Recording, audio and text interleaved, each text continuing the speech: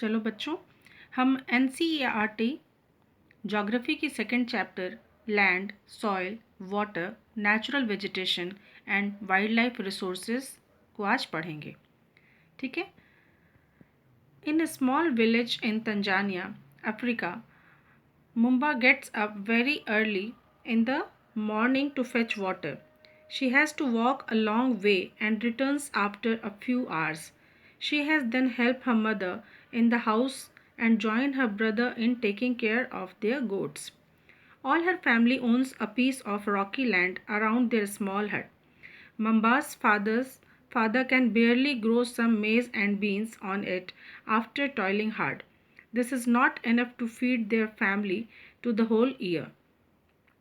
अब देखो, इसमें बात हो रही है, जैसा कि मैंने पहले आपको बोला, आपके बुक का नाम है, आपके बुक का क्या नाम है? देखिए, मैं आपको दिखाती हूँ। आपके बुक का नाम है रिसोर्सेज एंड डेवलपमेंट। और जैसा कि मैंने आपको बोला कि डेवलपमेंट जो है वो एक प्रोसेस होता है। ये पास्ट में स्टार्ट हुआ, अभी हो रहा है, and in future it will be happening. So ये बंद नहीं होता है और चलता रहता है। और इसमें जब हम रिसोर्स की बात करते हैं तो मैंने आपको पिछले चैप्टर में बताया था कि हमारे 3 रिसोर्स होते हैं: natural resource, human made resource and man made resource. तो इस चैप्टर में हम नेचुरल रिसोर्सेज के बारे में पढ़ेंगे। तो पहले तो हम ये जानेंगे कि कौन कौन सी चीज़ें नेचुरल रिसोर्स में आती हैं, और दूसरा सवाल ये होगा हमारा कि इन रिसोर्सेज को कंजर्व कैसे किया जाए। जैसे एक एग्जांपल के लिए देखते हैं कि लैंड एक नेचुरल रिसोर्स है, तो लैंड कैसे डिग्रेड हो गया ये देखेंगे। हम पहले देखेंगे कि कौन सी चीज़ नेचुरल रिसोर्स में आती है। तो जैसे लैंड नेचुरल रिसोर्स में आता है, और फिर ये डिग्रेड कैसे हो गया ये देखेंगे रीज़न, और फिर हम इसको कंजर्व कैसे कर सकते हैं ये देखेंगे।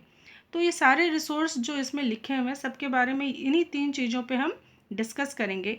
पहला कि कौन सा रिसोर्स है, like second is soil resource, तो कैसे डिग्रेड हो गया, and third how can we conserve soil.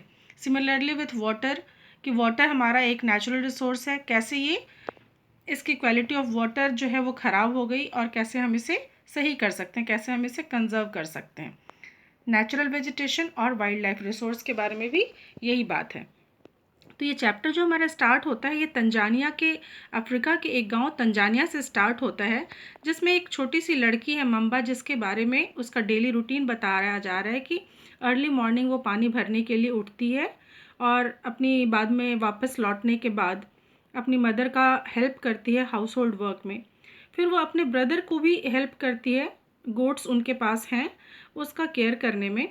और उनके पास जो लैंड है वो बहुत रॉकी लैंड है, जिस पे कि बहुत ही बमुश्किल उस पर उसके फादर खेती कर पाते हैं और बहुत ही मुश्किल से मेज और बीन्स ग्रो करते हैं, पर वो एनफ नहीं है उनके पूरे परिवार के लिए और पूरे साल के लिए।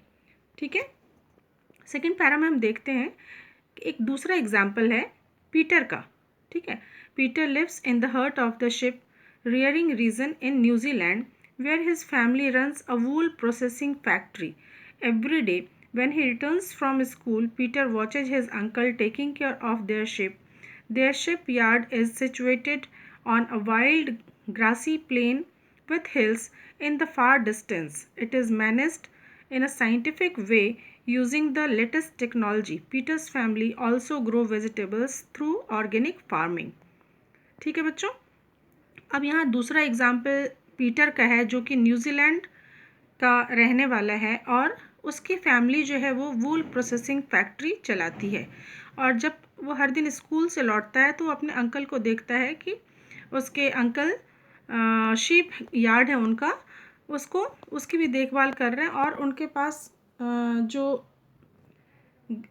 प्लेन है, उनका जो वाइड ग्रासी प्लेन हिल्स है, वो distance in a managed of scientific technology के अकॉर्डिंग वो अपने ऑर्गेनिक फार्मिंग भी चलाते हैं। ठीक है। अब इसमें जो दोनों एग्जाम्पल में एक बहुत ही इम्पॉर्टेंट चीज़ है कि जो फर्स्ट एग्जाम्पल है मम्बा का, वो प्राइमरी इकोनॉमिक एक्टिविटीज़ के ऊपर बेस्ड है। आपको पता है कि इकोनॉमिक एक्टिविटीज़ 3 तरह की होती हैं। एक होती है प्राइमरी एक्टिविटीज़, सेकेंड है secondary activities, and third is tertiary activities. ठीक है। तो तो मंबा की फैमिली जो है वो प्राइमरी एक्टिविटी यानी कि एग्रीकल्चर के ऊपर निर्भर है, और पीटर की जो फैमिली है वो सेकेंडरी एक्टिविटीज़ यानी कि फैक्ट्री उसके ऊपर निर्भर है। अब एक बहुत ही इम्पॉर्टेंट सवाल उठ खड़ा होता है, वो ये कि Mamba and Peter stay in two different parts of the world and led very different lives.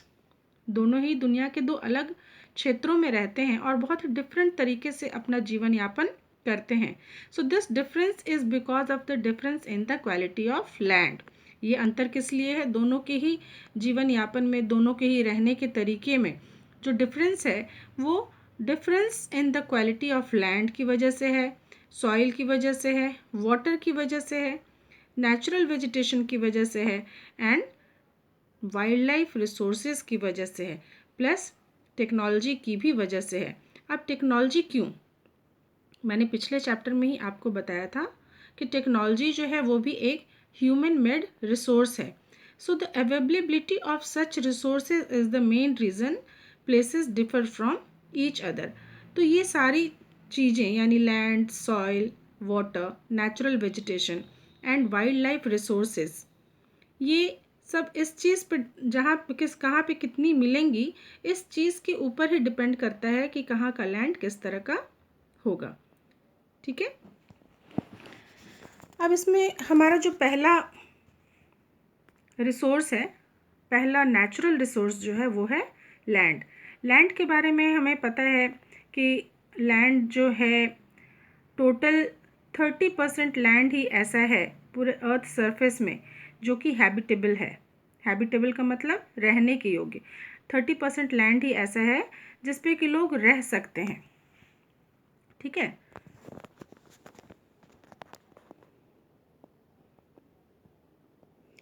Ninety percent of the world population occupies only 30% of the land area. The remaining 70% of the land is either sparsely populated or uninhabited. इसका मतलब है कि जो 30% area भी habitable है उसमें से भी 90% जो है पूरे वर्ल्ड पॉपुलेशन का जो 90% है उनके द्वारा ऑक्यूपाई किया गया है। बचा 70%, तो वो 70% एरिया जो है वो हैबिटेबल नहीं है। कहने का मतलब कि वो लोगों के रहने के योग्य नहीं है। अब लोगों के रहने के योग्य क्यों नहीं है? क्या बातें हैं जिसकी वजह से लोग वहाँ नहीं रह पाते हैं?